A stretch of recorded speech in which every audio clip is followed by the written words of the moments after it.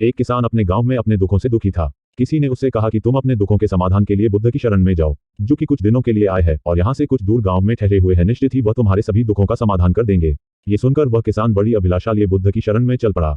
यह विचार लिए कि बुद्ध उसे उसकी परेशानियों से, मानसिक पीड़ा से, तनाव से, दुखों से निकाल लेंगे। वह बुद्ध के पास पहुंचा तो उसने बुद्ध से कहा कि हे बुद्ध, मैं किसान हूँ, मुझे खेती करना अच्छा लगता है, लेकिन कभी भी वर्षा पर्याप्त नहीं होती और मेरी फसल बर्बाद हो जाती है। पिछले साल मेरे पास खाने को कुछ नहीं था और इस साल भी बहुत अधिक वर्षा के कारण फसल को बहुत नुकसान पहुंचा। मेरे पास खाने को पर्याप्त भोजन नहीं। किसान ने कहा, मैं विवाहित हूँ, मेरी पत्नी मेरा ध्यान रखती है, मैं उससे प्रेम करता हूँ, पर वो कई बार मुझे बहुत परेशान कर देती है। घर में बहुत कलेश हो जाता है, जिससे मैं ये सोचने लगता हूँ कि ये मेरे जीवन में ना आई होती तो अच्छा होता। मेरे 2 बच्चे भी है, कई बार मेरे बच्चे भी मेरी अनादर और अवहेलना कर देते हैं, मेरी बातों का पालन नहीं करते। किसान अपने दुखी जीवन की तमाम ऐसी बातें लगातार बुद्ध को बताए जा रहा होता है। बुद्ध ध्यानपूर्वक उस दुखी किसान की समस्याएं सुनते रहे। जीवन की तमाम समस्याएं बताने के बाद जब कुछ मन हल्का हुआ तो वह चुप हो गया। अब उसके पास कुछ अन्य समस्या बतानी शेष नहीं थी। वो अब शांत बैठकर बुद्ध की ओर देख रहा था और समस्याओं का उपाय पाने के लिए बुद्ध के जवाब का इंतजार कर रहा था। किंतु बुद्ध मौन थे। किसान फिर बोला कि हे बुद्ध, मैं आपकी शरण में आया हूँ, कृपया मेरे जीवन की इन समस्याओं का समाधान करें। बुद्ध ने कहा, मैं तुम्हारी कोई सहायता नहीं कर सकता। किसान ने अचंभित होकर कहा, अरे ये क्या कह रहे हैं आप? सभी कहते हैं कि आप सभी के दुखों का समाधान निकालते हो, तो क्या आप मेरे दुखों का निवारण नहीं करेंगे? इसलिए कि मैं एक गरीब किसान हूँ। बुद्ध ने कहा, सभी के जीवन में कठिनाइयां आती है, जीवन में दुख परेशानियों का आना स्वाभाविक है। मनुष्य के जीवन में उसके कर्म अनुसार अक्सर परिस्थितियों में बदलाव आता रहता है, जो सुख दुख निराशा क्रोध का कारण बनती है। नए रिश्ते बनना, पुराने रिश्तों का बिगड़ना, रिश्तों में मिठास कड़वाहट, ये सब सामान्य है। ये जीवन का हिस्सा है और यह जीवन का चक्र है। वास्तविकता यह है कि हम सबके जीवन में 83 तरह की कठिनाइयां हैं। तुम और हम इन कठिनाइयों का समाधान नहीं कर सकते, कोई भी नहीं कर सकता। जीवन और जीवन में बने रिश्ते कोई स्थिर नहीं है, एक दिन रिश्तेदार भी छोड़ जाएंगे और जीवन भी खत्म हो जाएगा। लेकिन ये समस्याएं जस की तस बनी रहेंगी, आज तुम्हारी जिंदगी में तो कल किसी और की जिंदगी में। इस पर किसान संयम खोकर क्रोधित हो जाता है और ऊंचे स्वर में बुद्ध से बोलता है कि सब बोलते हैं कि आप महात्मा हो, सिद्ध पुरुष हो, आत्मज्ञानी हो। मैं यहाँ इस विश्वास से आया था कि आप मेरी सहायता करोगे। अगर आप मेरी समस्याओं का समाधान ही नहीं कर सकते तो मेरा आना यहाँ व्यर्थ हुआ। सभी लोग झूठ बोलते हैं कि आप समस्याओं का समाधान करते हैं।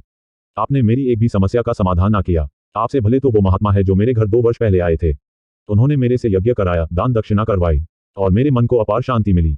कुछ सुख भी आया, कुछ दुख भी कम हुए, लेकिन आपने तो मेरी किसी भी समस्या का समाधान ना निकाला। आपने तो सीधा मुझे मना कर दिया। बुद्ध ने कहा, क्या तुम्हारे वो सब करने से जीवन के सभी दुख समाप्त हो चुके हैं? इतना करने के बाद भी तुम अब इतने परेशान क्यों हो? अब तो पहले से भी अधिक दुखों से घिर गए हो। तात्पर्य यह है कि जीवन में दुख कभी समाप्त नहीं होते। किसान ने कहा, तो क्या मैं ये मान लूं कि आप मेरी कोई मदद नहीं कर सकते? यदि आप इतनी छोटी छोटी बातों का समाधान नहीं कर सकते तो आपकी शिक्षाएं किस काम की? बुद्ध ने कहा, मैं तुम्हारी 83 समस्याओं का समाधान तो नहीं कर सकता, पर हाँ, मैं तुम्हारी 84वीं समस्या का समाधान जरूर कर सकता हूँ। किसान ने अचंभित होकर कहा कि 84वीं समस्या, वह कौन सी समस्या है बुद्ध? बुद्ध ने कहा कि वह ये है कि तुम नहीं चाहते कि तुम्हारे जीवन में कोई समस्या हो। इसी समस्या के कारण ही तुम्हारी सारी समस्याओं का जन्म हुआ है। अगर तुम इस बात को स्वीकार कर लो कि जीवन में समस्या होती ही है, समस्याएं जीवन का हिस्सा है, तो तुम्हें जीवन की समस्याएं विचलित नहीं कर पाएंगी। तुम जीवन में आने वाली समस्याओं से इसलिए विचलित होते हो क्योंकि तुम्हें लगता है तुम दुनिया में सबसे ज्यादा दुखी हो, जबकि सच यह है कि हर किसी को अपना ही दुख सबसे अधिक लगता है। लेकिन जिस दिन से तुम ये समझना शुरू कर दोगे कि बाकी लोगों के मुकाबले मेरा दुख तो बहुत कम है, तब उस दिन से कोई भी दुख तुम्हें प्रभावित नहीं कर सकेगा। जब तक तुम ये चाहते रहोगे कि जीवन में कोई समस्या ना आए, मैं हर दुख तकलीफ से बचा रहूं, तो यह संभव नहीं। ऐसे में तो हर छोटे से छोटा दुख भी तुम्हें बेचैन कर देगा, तुम्हारी मानसिक शांति को भंग कर देगा। यदि तुम्हारे जीवन से कठिनाइयां बिल्कुल खत्म कर दी जाए, तुम्हें रोज हर पल बिना दुख कठिनाइयों का जीवन जीने को मिले, तो तुम अधिक समय तक ऐसा जीवन जी ही नहीं पाओगे। एक समय ऐसा आएगा कि रोज वैसा जीवन जीकर तुम जिंदगी से पूरी तरह तंग आ जाओगे, बोर हो जाओगे। क्योंकि जीवन में हद से ज्यादा कोई भी चीज जीवन के लिए भयानक समस्या खड़ी कर देती है। आरामदायक जीवन जीकर मन और शरीर दोनों से अपंग हो जाओगे। तो क्या फायदा ऐसे जीवन का जो तुम्हें बाद में नर्क जैसा जीवन जीने पर मजबूर कर दे? जिस तरह खूब भूख लगने पर ही भोजन करने का और खूब प्यास लगने पर ही पानी पीने का असली आनंद प्राप्त होता है, ठीक वैसे ही जीवन की तमाम दुख परेशानियों को झेलने के बाद ही सुख का आनंद प्राप्त होता है। इसीलिए जीवन में अलग अलग प्रकार से अलग अलग रूप में सुख दुख आते ही रहते हैं। हम चाहकर भी जीवन से सुख दुख खत्म तो नहीं कर सकते, हाँ, लेकिन इनसे इतना ऊपर जरूर उठा जा सकता है कि कोई भी बड़ी से बड़ी समस्या मन को विचलित ना कर सके। इसके लिए अपने मन को शक्तिशाली बनाओ, संयम रखो, रोज ध्यान लगाओ, अध्यात्म ज्ञान प्राप्त करो। यही तुम्हारे जीवन की तमाम समस्याओं का समाधान है। इसी को जीवन की 84वीं समस्या का समाधान कहा गया है। महात्मा बुद्ध का यह अद्भुत ज्ञान प्राप्त कर किसान तृप्त हो गया, उसका मन पूरी तरह हल्का हो गया। जो परेशानियों का जो कौतूहल मन को परेशान कर रहा था वह शांत हो गया। किसान आंखें बंद कर आनंद को अनुभव करने लगा।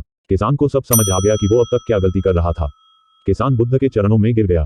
तो दोस्तों, उम्मीद करता हूँ महात्मा बुद्ध की इस कहानी से आपके जीवन की भी कई परेशानियां समाप्त हो गई होंगी या फिर कई परेशानियों का हल मिल गया होगा।